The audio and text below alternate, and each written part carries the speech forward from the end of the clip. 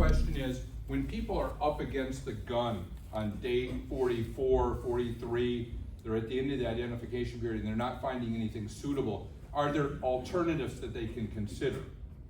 And I really think that the wealth managers with their DST products are probably one of the better alternatives to consider at that point in time. Because these are prepackaged securities. You don't have to do a survey. You don't have to do a lease examination. You don't have to, really know much. The property's pretty much vetted. You're buying the product.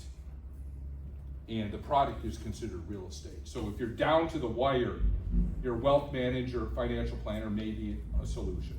The other solution would be a commercial real estate agent that can show you triple net leased, single tenant properties, if that's your bag.